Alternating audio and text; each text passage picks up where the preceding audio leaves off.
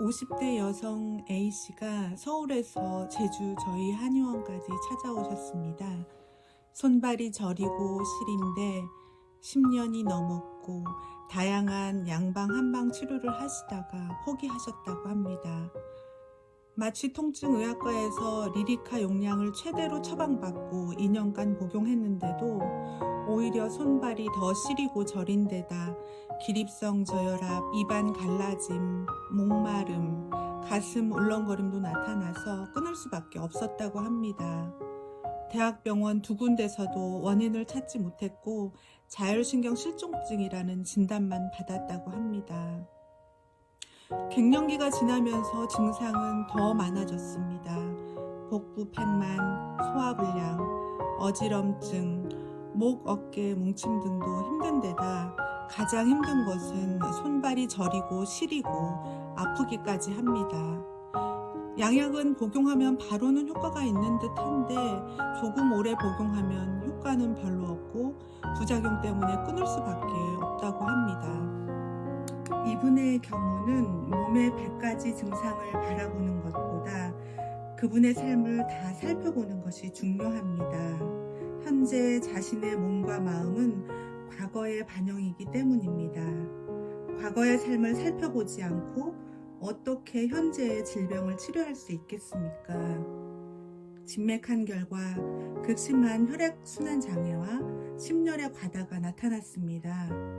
심열의 과다는 결국 과다한 스트레스로 자율신경계가 손상을 입었다는 반증입니다. 우리 몸은 적당히 따뜻해야 하고 특히 아랫배는 따뜻하고 머리는 적당히 시원하면 가장 좋습니다. 이것은 혈액순환이 잘 될 때에 몸에 나타나는 좋은 반응입니다. 그런데 어떤 이유에서인지 몸의 밸런스가 깨지기 시작합니다. 현대인에게 있어 가장 흔한 원인 중에 하나는 당연 스트레스입니다.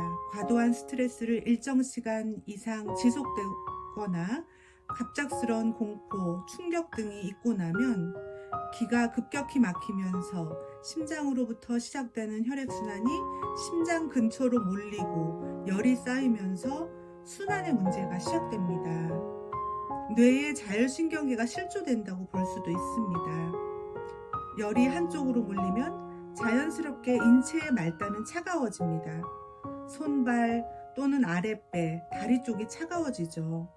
이런 불균형은 서서히 몸에서 증상으로 나타나고 증상이 심해지게 됩니다. 100가지의 몸의 증상이 이렇게 같은 원인으로 나타날 수 있다는 것입니다. 이분은 어릴 때부터 많은 충격을 받고 사셨습니다. 가정의 불화 속에서 어떻게든 버텨내야 했지만 여러 차례 자신이 감당하기 어려운 충격이 그대로 무의식 속에 강하게 자리 잡고 있었습니다. 이런 경우는 어린 시절에는 몸에서 증상이 나타나지 않지만 시간이 한참 흘러서 어떤 계기가 되면 몸과 마음에서 증상이라는 이름을 달고 수면 위로 올라오게 됩니다. A씨에게는 결혼과 출산이 그 증폭이 원인이 되었습니다. 하지만 결혼과 출산 그리고 양육 시기에는 또 살아내야 했기에 자신을 바라볼 수가 없었습니다. 이분은 우선 첫 번째로 적극적인 화병 치료를 받았습니다. 몸에 기력이 없다고 섣불리 보약이나 기운을 올리는 약을 쓰면 오히려 부작용이 나타납니다. 심장이 열을 내리고 푸는 제주숲 A 프로그램을 진행했고 2주가 지나면서 벌써 발의 느낌이 다르다고 하셨습니다. 오랫동안 느껴보지 못한 어떤 온화함이라고 표현하셨습니다. 정확하게 원인이 잘 나타나지 않는 말초 신경염증은 오랜 시간 동안 쌓여왔던 몸과 마음의 긴장 상태를 파악하여 자율신경 실조를 치료해 줌으로써 근본 치료에 접근할 수 있습니다. 현재 나의 몸과 마음은 과거 나의 몸과 마음의 반영입니다.